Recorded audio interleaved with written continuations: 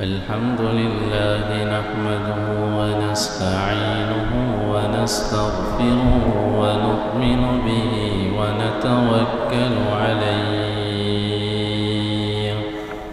نعوذ بالله من شرور أنفسنا ومن سيئات أعمالنا.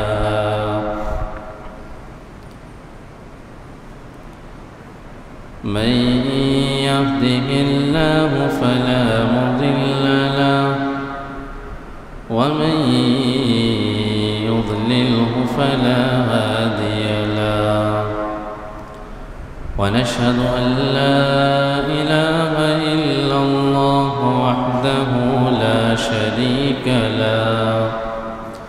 ونشهد أن سيدنا ومولانا محمدًا عبده ورسوله. أما بعد فأعوذ بالله من الشيطان الرجيم. بسم الله الرحمن الرحيم. ما يفعل الله بعذابكم إن شكرتم وآمنتم وكان الله شاكرا عليما. وقال تعالى في مقام آخر: وكان الله شاكرا عليما. وقال تعالى في مقام آخر: لئن شكرتم لأزيدنكم ولئن كفرتم إن عذابي لشديد. وقال النبي صلى الله عليه وسلم: 4 من كن فيهن فقد أعطي خير الدنيا والآخرة: لسان شاكر، قلب شاكر، ولسان ذاكر، وبدن على البلاء صابر، وزوجة مؤمنة تعينه على إيمانه، أو كما قال عليه الصلاة والسلام. صدق الله العظيم وصدق رسوله النبي الكريم، ونحن على ذلك لمن الشاهدين والشاكرين، والحمد لله رب العالمين. اللهم صل على سيدنا محمد وعلى آل سيدنا محمد وبارك وسلم. اللهم صل على سيدنا محمد وعلى آل سيدنا محمد وبارك وسلم.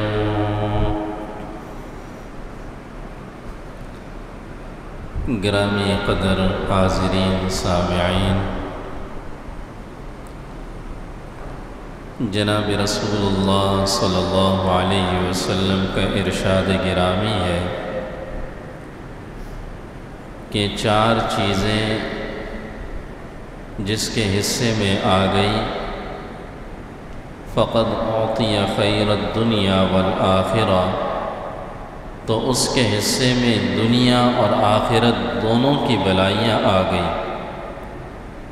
4 باتیں جس کے اندر آ گئی تو اس کے اندر دنیا اور آخرت کی دونوں بلائیاں آ گئیں.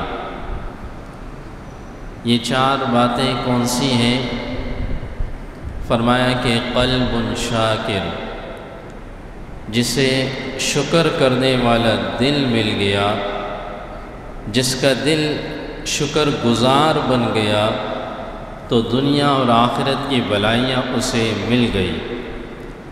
اللہ کو شکر بہت پسند ہے اور اللہ کو اپنی نعمتوں پر شکر ادا کرنے والے لوگ بھی پسند ہیں۔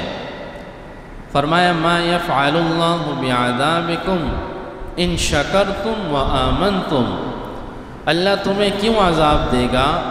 اگر تم اللہ کا شکر ادا کرو گے اور ایمان لاؤ گے تو اللہ کو اس بات کی کیا پڑی ہے کہ تمہیں عذاب دے۔ وَكَانَ اللَّهُ شَاكِرًا عَلِيمًا، اللہ تو شکر گزار ہے اور جاننے والا ہے۔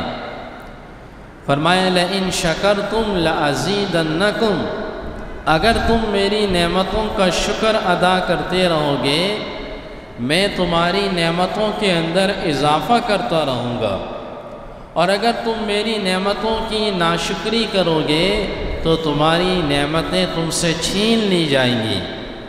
وَإِن تَعُدُّوا نِعْمَةَ اللَّهِ لَا تُحْصُوهَا، یہ انسان اگر اپنے سر سے لے کر پاؤں تک اللہ کی نعمتوں کو گننا شروع کر دے، فرمائے دنیا کی تمام چیزوں کو گنا جا سکتا ہے، لیکن وَإِن تَعُدُّوا نِعْمَةَ اللَّهِ، اللہ کی نعمتوں کو اگر تم گننا شروع کر دو گے لا تحصوها، تم انہیں شمار ہی نہیں کر سکتے۔ صحیح بخاری شریف کی حدیث ہے، جناب رسول اللہ صلی اللہ علیہ وسلم نے ارشاد فرمایا کہ پچھلی قوموں میں 3 لوگ تھے، ایک برس کا بیمار تھا اور ایک گنجے پن کا بیمار تھا اور ایک آنکھوں سے نابینا تھا، آنکھوں سے بینائی اس کی نہیں تھی، معذور تھا۔ اللہ نے فرشتے کو ان تینوں کے پاس بھیجا انسانی شکل میں، ان تینوں کو آزمانے کے لیے۔ یہ فرشتہ آیا اور پہلے یہ فرشتہ برس کے مریض کے پاس آیا اور اس سے کہتا ہے کہ تمہیں کیا پریشانی ہے، میں تمہارے لیے دعا کروں اور اللہ تمہاری یہ پریشانی دور کر دے۔ تو یہ برس کا مریض کہتا ہے مجھے اور تو پریشانی نہیں، مجھے برس کا مرض لاحق ہے، آپ دعا کریں میری بیماری دور ہو جائے۔ تو انہوں نے کہا میں دعا کرتا ہوں، دعا کے لیے ہاتھ بلند کیے، اللہ نے اس کی بیماری دور کی اور اس سے کہا تمہیں کسی چیز کی ضرورت ہے؟ تو برس کے مریض نے کہا ہاں، میں اونٹوں سے بڑی محبت کرتا ہوں، اگر ایک اونٹ یا اونٹنی مل جائے۔ تو یہ فرشتہ جو انسانی شکل میں تھا ایک گابن اونٹنی اس کے حوالے کی اور کہا یہ آپ لو اور میں چلتا ہوں۔ یہ فرشتہ آگے گیا اور آگے جانے کے بعد وہ شخص جو گنجے پن کا بیمار تھا اس سے ملاقات کی اور اس سے کہا تمہیں کوئی پریشانی بیماری تو نہیں؟ کہنے لگا مجھے گنجے پن کی بیماری ہے، میرے سر پہ بال نہیں آتے، دعا کریں میری یہ پریشانی دور ہو جائے۔ اس فرشتے نے دعا کی اور دعا کرنے کے بعد اس سے کہا تمہیں کسی چیز کی ضرورت تو نہیں؟ کہنے لگا میں گائے اور بیلوں سے بڑی محبت کرتا ہوں، اگر اس میں سے کچھ مل جائے۔ تو اس فرشتے نے ایک گابن گائے اس کے حوالے کی اور اس سے آگے چلتا بنا۔ یہ اس نابینا کے پاس آیا اور کہا کہ تمہیں کوئی پریشانی تو نہیں؟ نابینا نے کہا میری آنکھوں کی بینائی نہیں ہے، میرے لیے دعا کرے اللہ مجھے آنکھوں کی بینائی واپس لوٹا دے۔ اس فرشتے نے دعا کی اور اس سے کہا تمہیں کسی چیز کی طلب تو نہیں؟ کہنے لگے کہ میں بکروں سے اور بکریوں سے بڑی محبت کرتا ہوں، اگر اس میں سے کچھ مل جائے۔ تو اس فرشتے نے ایک گابن بکری اس کے حوالے کی اور وہاں سے یہ چلتے بنے۔ اور چند سالوں بعد اللہ نے اس فرشتے کو دوبارہ بھیجا، یہ صحیح بخاری شریف کی روایت ہے۔ اور دوبارہ بھیجنے کے بعد اس لیے بھیجا کہ ان تینوں کے پاس جاؤ اور اب ان کا امتحان لو کہ یہ میری نعمتوں کی شکر گزاری کرتے ہیں یا یہ ناشکری کرتے ہیں۔ یہ فرشتہ آیا اور سب سے پہلے یہ برس کے مریض کے پاس آیا اور اس سے کہا مجھے اللہ کے نام پہ کچھ دے دو۔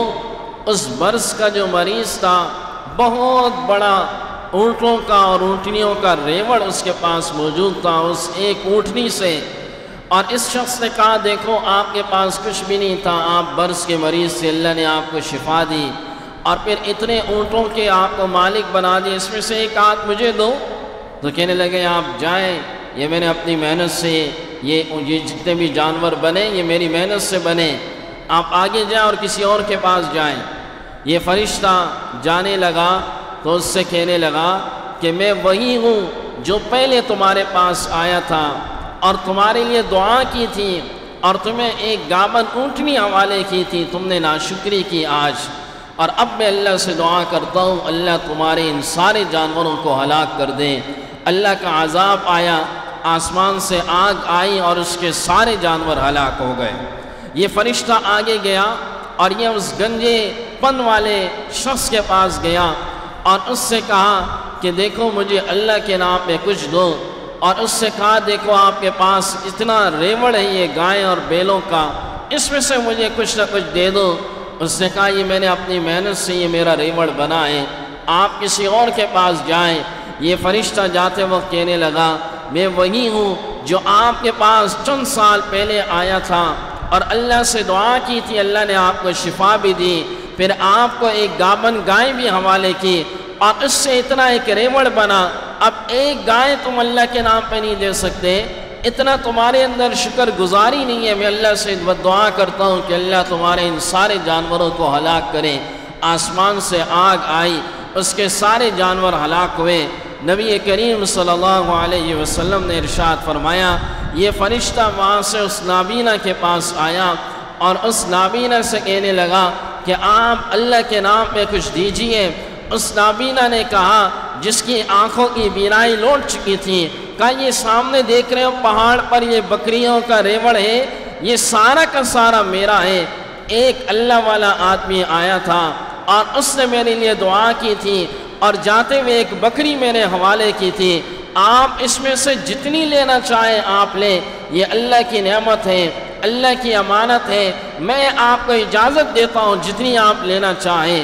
وہ فرشتہ اس سے کہنے لگا میں حقیقت میں آپ سے کچھ بھی لینے نہیں آیا ہوں، اللہ نے مجھے امتحان کے لیے بھیجا تھا، آپ نے اللہ کی نعمتوں کا شکر ادا کیا، اللہ اب آپ کو اس سے بھی ڈبل عطا کرے گا۔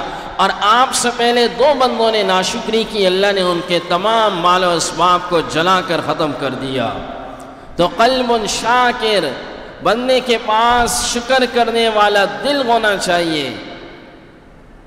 تھانوی رحمہ اللہ نے ایک شخص کا واقعہ لکھا کہ ایک شخص کے بارے میں آتا ہے کہ اس کی آنکھیں ایسی ہو گئی کہ اگر وہ کسی کو دیکھتا تو پلکیں اٹھاتا، یہ پلکوں نے کام کرنا چھوڑ دیا، یہ پلکوں نے کام کرنا چھوڑ دیا۔ اب تو ایک منٹ کے اندر کتنی دفعہ اٹھاتے ہیں ہمیں احساس ہی نہیں ہے، ہم اللہ کی کتنی نعمتوں کا استعمال کرتے ہیں۔ کہا کہ میں نے اس شخص کو دیکھا، وہ جب بھی کسی کو دیکھتا تو ایک ہاتھ سے اپنی یہ پلکیں اٹھاتا اور کبھی دونوں آنکھوں سے دیکھتا تو دونوں پلکیں اٹھاتا، اور پھر اس کے بعد جب ہاتھ چھوڑتا یہ پلکیں خود بخود گر جاتی اور اس کی آنکھیں بند ہو جاتی۔ اندازہ لگاؤ اللہ نے ہمیں کتنی نعمتوں سے نوازا ہے۔ اور سیدنا امیر المؤمنین عمر ابن خطاب رضی اللہ تعالیٰ عنہ اپنے ساتھیوں کے ساتھ گزر رہے تھے، ایک شخص کو دیکھا، اس کے دونوں ہاتھ نہیں تھے، دونوں ٹانگیں نہیں تھیں، اور امیر المؤمنین آنکھوں سے بھی معذور تھا۔ امیر المؤمنین نے اپنے ساتھیوں سے پوچھا اس شخص کے بارے میں کیا حال ہے؟ تو ساتھیوں نے کہا یہ تو زندہ ایک لاش ہے، دونوں ہاتھ نہیں، دونوں پاؤں نہیں، آنکھوں سے معذور ہے۔ امیر المؤمنین حضرت سیدنا عمر ابن خطاب رضی اللہ تعالیٰ عنہ نے ارشاد فرمایا کہ کیا یہ پیشاب آسانی سے نہیں کر سکتا؟ اگر یہ پیشاب بھی آسانی سے کر سکتا ہے تب بھی کتنا اللہ کی نعمتیں اس پر ہے، یہ اللہ کا شکر ادا کریں، یہ بندہ اللہ کا شکر ادا کریں۔ آج میں اور آپ خوراکیں کھاتے ہیں، میں اور آپ ہماری آنکھیں تندرست ہیں، ہمارے ہاتھ تندرست ہیں، ہمارے پاؤں ٹھیک ہیں۔ ان چیزوں کی قیمت ان لوگوں سے معلوم کی جائے کہ جن لوگوں کے پاس یہ نعمتیں موجود نہیں ہیں۔ حضرت عبداللہ ابن رواحہ رضی اللہ تعالیٰ عنہ صحابی رسول ہیں، 37 سال تک بستر پہ رہے اور ایسے رہے کہ بستر ہی پر بول و براس اور کروٹ بھی نہیں لے سکتے تھے، معذور ہو گئے تھے، کروٹ بھی نہیں لے سکتے تھے۔ لیکن 37 سال تک بستر پہ رہنے کے بعد یہ صحابی جب ان کے انتقال کا وقت قریب تھا تو یہ ہر وقت کہا کرتے تھے الحمدللہ، یا اللہ تیرا شکر ہے، تو نے ابھی بھی بہت سو سے مجھے اچھا رکھا، میری آنکھیں ٹھیک ہیں، یا اللہ میرے پاؤں سلامت ہیں، چل پھر نہیں سکتا ہوں لیکن تو نے بہت سو سے مجھے اچھا بھی رکھا، ہر وقت ان کی زبان پر الحمدللہ الحمدللہ اللہ کے شکر کے کلمات جاری ہوا کرتے تھے، اللہ کی تعریف کے کلمات جاری ہوا کرتے تھے۔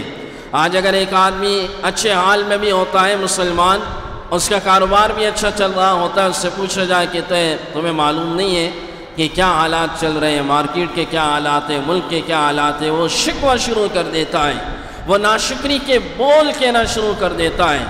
ہمارے یہاں ایک شخص تھا اور وہ رکشہ چلاتا تھا، اور اس کے بارے میں مشہور تھا کہ اگر دن میں ایک باڑا بھی اس کا نہ لگے، لیکن اس سے جب بھی سلام کرو اور اس سے پوچھو کام کیسے چل رہا ہے، تو وہ 2-3 منٹ تک اللہ کی تعریف کرتا تھا کہ اللہ تیرا شکر ہے، میں تو اس کے قابل نہیں تھا، اللہ تیرا شکر ہے تو نے مجھے رکشے کا مالک بنایا، اللہ تیرا شکر ہے میں تو اس کے بھی قابل نہیں تھا۔ وہ اللہ کی تعریف کے کلمات کہا کرتا تھا جبکہ کچھ نہیں ہوتا تھا، لیکن اللہ کا شکر اور اس کے اندر یہ احساس تھا کہ میں جو کچھ کھا رہا ہوں تھوڑا سا بھی کھاتا ہوں، جو کچھ میں نے پہنا ہے، جو کچھ میری اولاد ہے، جو کچھ تھوڑا سا میرا گھر ہے، اس پر بھی میں اس کے قابل نہیں تو اللہ نے مجھے اس کے قابل بنایا، اس پہ اللہ کا شکر ہے۔ قلب شاکر، شکر کرنے والا دل جسے نصیب ہو گیا۔ ایک بزرگ کے بارے میں آتا ہے، ان کے ہاتھ میں ایک بہت بڑا دانہ نکلا تو ان کی زبان پہ یہ لفظ تھا کہ یا اللہ یہ تیرا شکر ہے کہ میرے ہاتھ پہ نکلا، میری زبان پہ نہیں نکلا، یا اللہ تیرا شکر ہے میرے ہاتھ پہ نکلا، میری آنکھ پہ نہیں نکلا، یا اللہ تیرا شکر ہے میرے ہاتھ پہ نکلا، میرے پاؤں پہ نہیں نکلا۔ اس قسم کے شکر کے کلمات یہ حضرات کہا کرتے تھے۔ تو نبی کریم صلی اللہ علیہ وسلم نے ارشاد فرمایا جسے 4 چیزیں مل گئی اسے دنیا اور آخرت کی ساری بلائیاں مل گئی۔ پہلی بات آپ نے فرمائی قلب شاکر، جسے شکر کرنے والا دل مل گیا۔ آپ علیہ السلام کی دعاؤں پہ ذرا غور کیجئے کہ آپ نے فرمایا جب بھی کھانا کھاؤ تو کھانا کھانے کے بعد کیا کہو؟ الحمدللہ الذی اطعمنا وسقانا، یا اللہ تیرا شکر ہے جس نے ہمیں کھلایا اور پلایا۔ اور جب بیت الخلاء سے باہر نکلو الحمدللہ الذی، اے اللہ تیرا شکر ہے کہ تو نے اس گندگی سے ہمیں عافیت عطا فرمائی۔ مختلف مواقع پر جو آپ کی دعائیں ثابت ہیں، ان دعاؤں کی ابتدا میں الحمدللہ الحمدللہ، اے اللہ تیرا شکر ہے، اے اللہ تیرا شکر ہے، الحمدللہ الذی احیانا بعدما اماتنا والیہ النشور، کہ سونے سے اٹھنے کے بعد بھی اللہ کا شکر کہ اللہ تو نے ہمیں دوبارہ زندگی دے دی، ورنہ کتنے لوگ ایسے ہیں جو سو گئے تو سوتے رہ گئے اور سونے کی حالت میں ان کا انتقال ہو گیا۔ تو ہر بات پر اللہ کا بندہ شکر ادا کرے۔ اور دوسری بات نبی کریم علیہ السلام نے ارشاد فرمائی وَلِسَانٌ ذَاكِرٌ، جسے ذکر کرنے والی زبان مل گئی، ذکر کرنے والی زبان۔ یا ایھا الذین آمنوا اذکروا اللہ ذکرا کثیرا، اللہ نے کسی عبادت کے بارے میں نہیں کہا کہ یہ عبادت کثرت سے کرو، یہ عبادت کثرت سے کرو، صرف ذکر کے بارے میں فرمایا وَالذَّاكِرِينَ اللَّهَ كَثِيرًا وَالذَّاكِرَاتِ، ایمان والو اللہ کا ذکر کثرت سے کیا کرو۔ جسے ذکر کرنے والی زبان مل گئی اسے دنیا اور آخرت کی تمام بلائیاں مل گئی۔ تو ہمیں ہر وقت اللہ کا ذکر بھی کرنا چاہیے اور ہماری زبان اللہ کے ذکر سے تر بھی ہونی چاہیے۔ حضرت عوف ابن عبداللہ رحمہ اللہ بیمار تھے تو ان کی ٹانگ کاٹنے کا مرحلہ آیا، اور اس زمانے میں بھی جب ایسی کاٹنے کی کوئی جسم کا عضو کاٹا جاتا تھا تو جسم کے اس عضو کو یا اس بندے کو بے ہوشی دی جاتی تھی۔ تو اطباء نے کہا آپ کو بے ہوشی دی جائے گی اور اس کے بعد آپ کی یہ ٹانگ کاٹی جائے گی۔ تو حضرت عون ابن عبداللہ رحمۃ اللہ علیہ فرمانے لگے آپ لوگ اپنا کام کریے، مجھے بے ہوشی مت دیجیے، میں اللہ کا ذکر کرتا رہتا ہوں، اور اگر بے ہوشی کے عالم میں ہو گیا تو میں اس نعمت سے محروم ہو جاؤں گا۔ آپ اپنا کام کریے، میں اپنا کام کرتا رہوں گا۔ تو اطباء نے اپنا کام کرنا شروع کر دیا، ٹانگ کاٹتے رہے، اور اطباء کہتے ہیں ہم نے ان کی زبان کو دیکھا وہ اللہ کا ذکر ہی کر رہے تھے، ہر وقت ان کی زبان اللہ کے ذکر سے تر تھی۔ یہ حضرات ان چیزوں کی ان حالات میں بھی پرواہ نہیں کیا کرتے تھے، یہ حضرات اس وقت بھی اللہ کا ذکر کیا کرتے تھے۔ تو ہمیں اللہ کا ذکر کرنا چاہیے، مسجد میں آئے نماز سے پہلے استغفر اللہ ربی من کل ذنب واتوب الیہ، سبحان اللہ و بحمدہ سبحان اللہ العظیم۔ نماز میں درود ابراہیمی پڑھتے ہیں، نماز سے پہلے آپ آئے تو درود ابراہیمی کی کثرت کرتے رہیں، لا حول ولا قوت الا باللہ، اور اللہ، صرف لفظ اللہ اللہ، اس اللہ کے لفظ کا ورد کرتے رہیں۔ آپ دیکھیے کہ آپ کے دل کو کتنا سرور ملتا ہے، آپ کے دل کو کتنی لذت ملتی ہے۔ آپ توجہ سے تو کبھی ذکر کیجئے۔ آج لوگوں کے ہاتھوں میں تسبیح تو ہوتی ہے، باتیں ہو رہی ہیں اور تسبیح کے دانے بھی گر رہے ہیں، نہ ذکر ہو رہا ہے اور باتیں ہو رہی ہیں، برائے نام جو ہے وہ تسبیح گھوم رہی ہے۔ آپ توجہ کے ساتھ ذکر کیجئے۔ جب آپ توجہ کے ساتھ ذکر کریں گے تو اس ذکر کی روحانیت، اس ذکر کی لذت آپ کے دلوں تک جائے گی۔ اور یاد رکھیے، لِكُلِّ شَيْءٍ سِقَالَةٌ وَسِقَالَةُ الْقُلُوبِ ذِكْرُ اللَّهِ، ہر چیز کی ایک پالش ہوتی ہے، اور فرمایا اس دل کی جو پالش ہے وہ اللہ نے اپنے ذکر کے اندر رکھی ہے۔ اور تیسری بات، وَبَدَنٌ عَلَى الْبَلَاءِ صَابِرًا، کہ جس کو ایسا بدن ملا کہ جو آزمائش پر صبر کرنے والا ہو، تو اس آدمی کو بھی دنیا اور آخرت کی بلائی مل گئی۔ اللہ نے ایسا جسم دیا، اللہ نے ایسی قوت دی کہ جب بھی آزمائش آئے، یہ آزمائش کی حالت میں یہ صبر کریں، یہ ناشکری والے کلمات نہ کہیں، یہ صبر والے کلمات کہیں۔ حضرات صحابہ کرام کا کیا حال تھا، قربان جاؤں۔ حضرت عائشہ صدیقہ رضی اللہ عنہا فرماتی ہیں کہ غزوہ احد میں 70 شہداء ہوئے تو مدینہ منورہ سے عورتوں کا اور لوگوں کا ہجوم نکل پڑا کہ اپنے پیاروں کو دیکھنے کے لیے کہ ہمارے شہید ہیں، ہمارے گھر سے بھی کوئی شہید ہوگا، تو یہ نکل پڑے۔ حضرت عائشہ صدیقہ رضی اللہ تعالیٰ عنہ فرماتی ہیں کہ میں بھی نکل پڑی، اور میں نے بہت کے قریب دیکھا کہ ایک عورت آ رہی تھی، اور اس عورت کے چہرے پر نقاب تھا، اور اس عورت نے اونٹ کی نکیل پکڑی ہوئی تھی، اور اس طرف بھی ایک لاش تھی، اس طرف بھی ایک شہید کی میت تھی، اوپر بھی شہید کی میت تھی۔ کہا میں اس عورت کے قریب آئی، میں نے پوچھا تو کون ہے؟ اس عورت نے نقاب ہٹایا تو میں پہچان گئی کہ ام خلاد ہے۔ میں نے کہا یہ کون ہے؟ ام خلاد کہنے لگی ایک طرف میرا بیٹا ہے، ایک طرف میرے بھائی ہیں عبداللہ ہے، اور ایک طرف جو ہے وہ میرے شوہر ہیں عمر ابن جموح ہے رضی اللہ عنہم۔ اور یہ عورت کہہ رہی تھی اللہ کو یہ قربانی پسند ہے تو میں اللہ سے اس حال میں بھی راضی ہوں۔ یہ عورت اس حال میں بھی صبر والے کلمات ادا کر رہی تھی کہ جس کا بیٹا شہید، کہ جس کا بھائی شہید، کہ جس کے شوہر شہید، اس حال میں بھی یہ صبر والے کلمات سے کام لے رہی تھی۔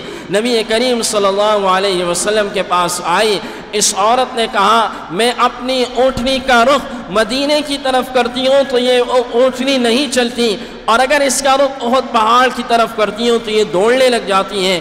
نبی کریم صلی اللہ علیہ وسلم نے اس خاتون سے کہا کیا آپ کے شوہر نے گھر سے نکلتے وقت کوئی دعا تو نہیں کی تھی؟ کہا دعا کی تھی۔ کون سی دعا کی تھی؟ فرمایا یا رسول اللہ صلی اللہ علیہ وسلم میرے شوہر نے یہ دعا کی تھی کہ یا اللہ مجھے اپنے گھر تک واپس مت لوٹانا، مجھے اپنے اس میدان جنگ کے اندر ہی شہادت کی موت دینا۔ نبی کریم علیہ السلام نے ارشاد فرمایا پھر آپ بے غم ہو جائیں، ان تینوں کو اس میدان کے اندر دفنایا جائے گا، یہ آپ کے گھر تک یہ تینوں نہیں جا سکتے۔ ان تینوں کو میدان احد کے اندر دفنایا گیا۔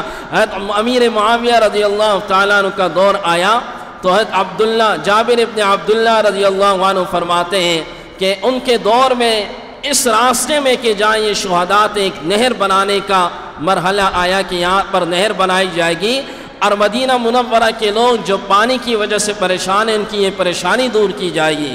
تو حضرت امیر معاویہ رضی اللہ عنہ نے اعلان فرمایا جس کے جو شہداء ہیں وہ اپنے شہداء یہاں سے نکال کر قریبی ایک جگہ ہے وہاں پر دفنا دیں۔ فرمایا کہ میں نے اپنے والد عبداللہ رضی اللہ تعالیٰ عنہ، اپنے دادا عمر ابن جموح رضی اللہ تعالیٰ عنہ، ہم نے ان کی قبروں کو کھودا تو کہنے لگے میرے دادا، ان کے دادا معذور تھے، کہا میرے دادا کو جہاں زخم لگا تھا وہاں پر ان کا ہاتھ موجود تھا، اور ہم نے اپنے دادا کا جب ہاتھ ہٹایا تو خون کا فوارہ جاری ہونے لگا۔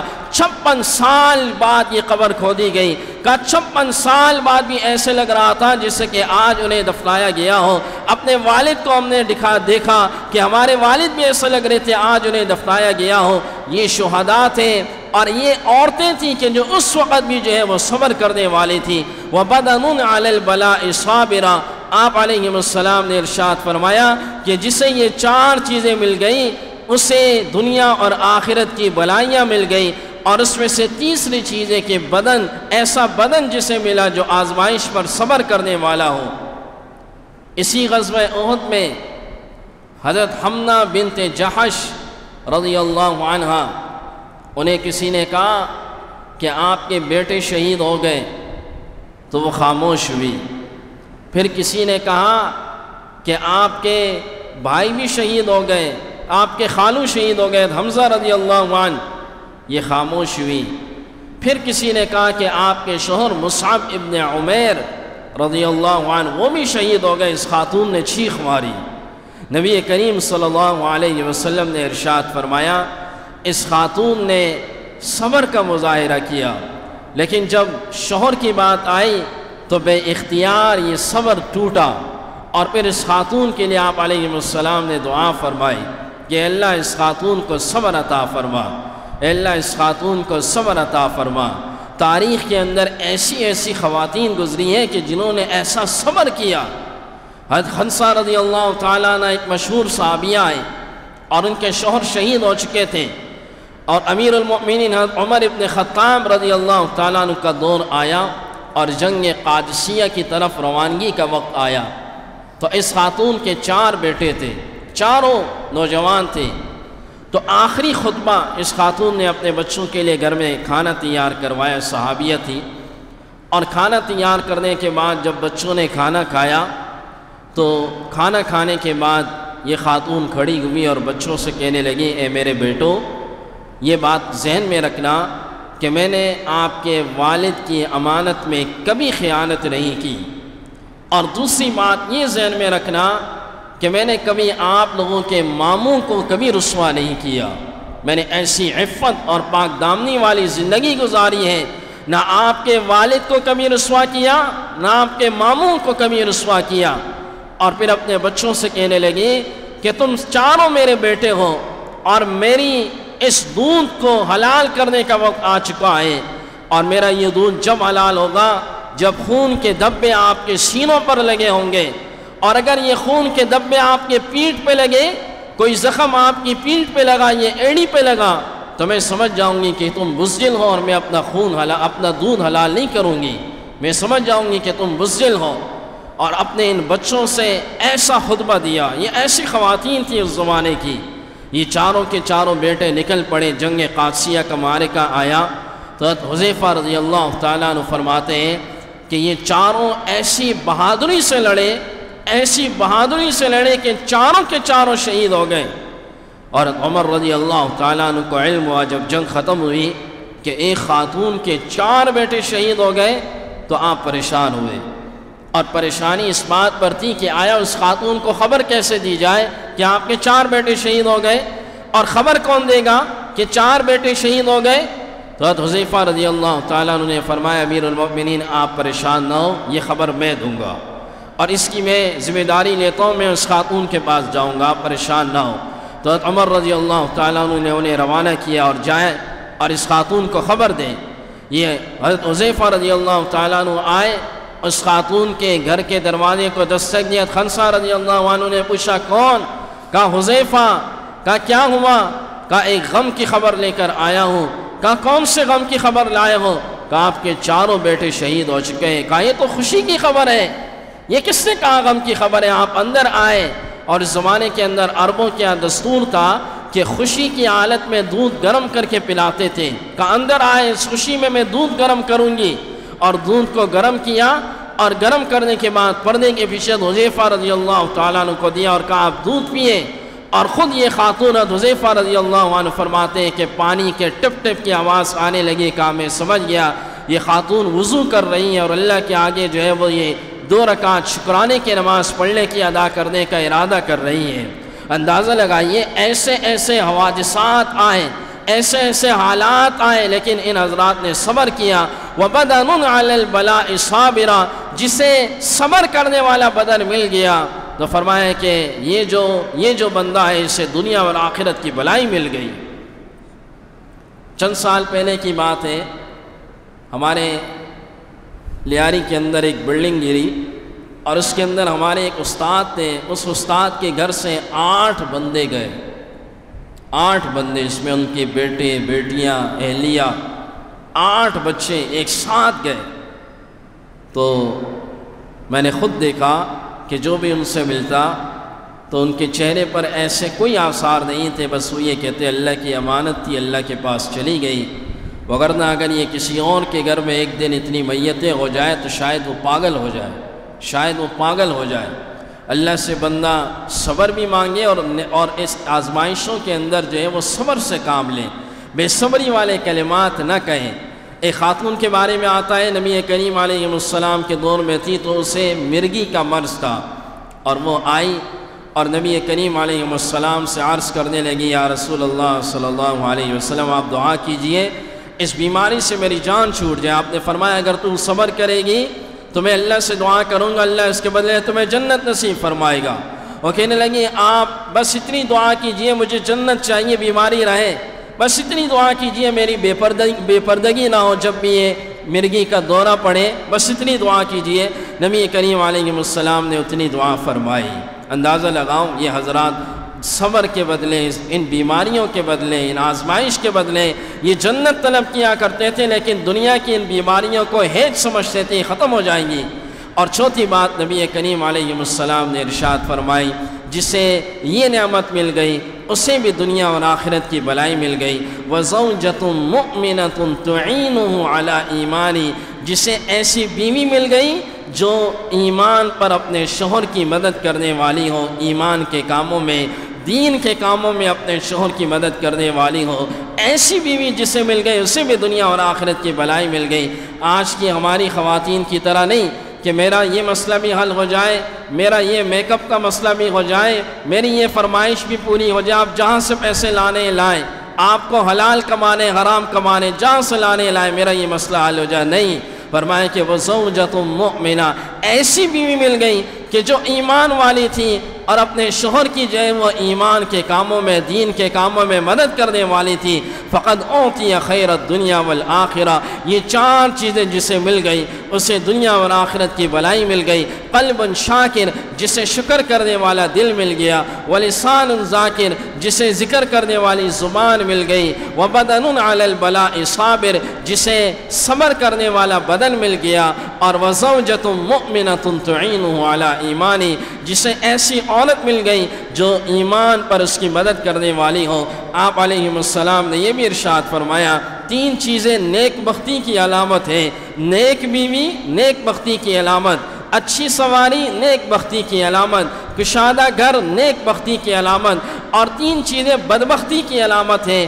ایک ایسی بیوی جو بدکردار ہو یہ بدبختی کی علامت ہے، ایسی سواری جو تنگ ہو یہ بدبختی کی علامت ہے، اور ایسا گھر جو تنگ ہو یہ بدبختی کی علامت ہے۔ نبی کریم علیہ السلام کے ان فرمودات سے یہ معلوم ہوتا ہے کہ ہمیں بھی یہ باتیں اپنے اندر پیدا کرنی چاہیے اور ہمیں بھی ان باتوں پر عمل کر لینا چاہیے کہ اللہ ہمیں شکر کرنے والا دل دے، ذکر کرنے والی زبان دے، اور ایسا بدن دے جو آزمائشوں پر صبر کرنے والا ہو، اور ایسی عورت دے جو نیک ہو اور دین کے کاموں پر ہماری مدد کرنے والی ہو۔ اللہ رب العزت ان باتوں پر ہم سب کو عمل کی توفیق عطا فرمائے۔ وآخر دعوانا ان الحمد للہ رب العالمین۔